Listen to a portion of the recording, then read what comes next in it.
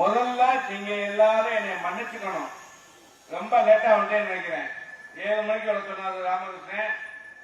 கொட்டாம்பட்டியில ஒரு பங்கன், இதே மணி தளபதி விட பிறந்தநாள் பங்கன், என்னால அவாய்ட் பண்ண முடியல. போயிட்டேன். அங்கேயும் வர முடியல. இப்ப கூட பாத்தீங்கன்னா மேடையில யாரும் இறங்க கூட மாட்டேன்ட்டாங்க. அப்படி ஒரு எழுச்சி தமிழ்நாட்டில் நடக்கிறது என்றால் தளபதியுடைய ஆட்சி மட்டும்தான்.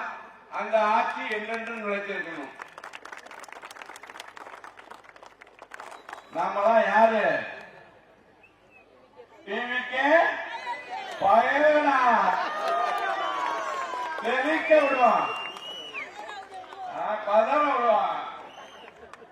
அதனால அன்பு சகோதர சகோதரியே, பொறுமையாக இவ்வளவு நேரம் காத்திருந்த உங்கள் அத்தனை பேருக்கும் இங்கு நலத்திட்ட உதவிகளை வழங்கியிருக்கிறோம்.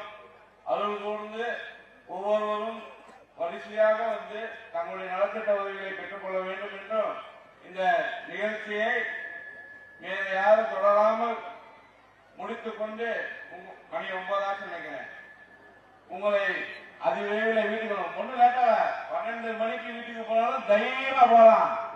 சிங்கப்பெண் சிறப்பு திட்டம் இருக்க ஒருத்தர் விட முடியாது. எங்க கூட பாதுகாப்பா இருக்கலாம், தைரியமா இல்ல. அத்தனை சிறப்பு மிக்க தலைவன். பொறுமையா உட்காந்து 4 மணி நேரமா 4 நிமிஷம் பொறுமையா உட்கார மாட்டேன்ட்டாங்க. முன்னாடி பாத்தீங்கன்னா ஏதாச்சும் ஆட்சி என்னாங்க கரூர்ல 41 பேர் செத்து விட்டாங்களா இல்லையா? அந்த மாதிரி ஆயிடக்கூடாது. நம்மளால பொறுமையா இருக்கணும். தப்பா வீட்டிலேயே கூட அந்த தருப்பாங்க. நீங்க யாரும் மீறி போனா வீட்டிலே